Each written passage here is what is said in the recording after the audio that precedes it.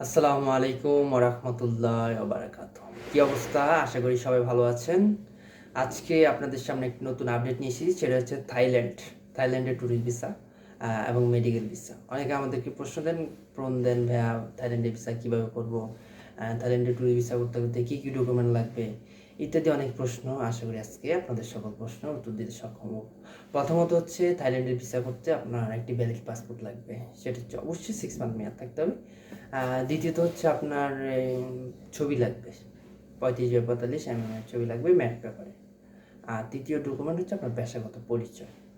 আপনি যদি চাকরি করে থাকেন সেক্ষেত্রে এনওসি লাগবে, আপনার আইডি কার্ড লাগবে, ভিজিটিং কার্ড। আর আপনি যদি ব্যবসা করে থাকেন সেক্ষেত্রে ট্রেড লাইসেন্স এবং হচ্ছে একটা প্যাড লাগবে, আপনার ভিজিটিং কার্ড লাগবে। এই হচ্ছে বিষয়। আর চতুর্থ ডকুমেন্ট হচ্ছে ব্যাংক স্টেটমেন্ট। এটা একটা ভ্যালিড। থাইল্যান্ড এম্বাসি থেকে আপনাকে ব্যাংকে ফোন দিবে। অবশ্যই 6 মান্থের একটি ব্যাংক স্টেটমেন্ট জমা দিবেন। সেখানে অবশ্যই ট্রানজ্যাকশান মিনিমাম ১-২ লক্ষ টাকা দেবেন। আর আপনার টাকাটা যেন অ্যাকাউন্টে থাকে সেটা খেয়াল রাখবেন ভিসা হওয়ার আগ পর্যন্ত। কারণ থাইল্যান্ড এম্বাসি থেকে আপনাকে অবশ্যই ব্যাংকে ফোন দিবে। আপনার ব্যাংকে আসলে কি টাকা আছে কি না তারা ফোন দিয়ে থাকে।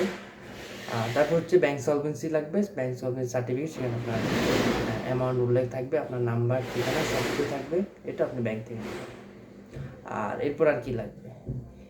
এরপর আর কোনো কাগজপত্র লাগবে না। এই হচ্ছে ডকুমেন্ট। আশা করি বুঝতে পারছেন। যদি আপনারা আমাদের মাধ্যমে প্রসেসিং করতে চান অবশ্যই আমাদেরকে জানাবেন। ইনশাল্লাহ আমরা সুন্দরভাবে থাইল্যান্ডে ভিসা প্রসেসিং করে থাকি। বর্তমান সময়ে থাইল্যান্ডে ভিসা হচ্ছে, অনেকে ঘুরতে যাচ্ছে, অনেকে মেডিকেল পারপাসে যাচ্ছে। এই হচ্ছে আপডেট আজকে। ইনশাল্লাহ সামনে আর কোনো নতুন ভিডিওতে আপনাদের সাথে দেখা হবে। আসসালামু আলাইকুম।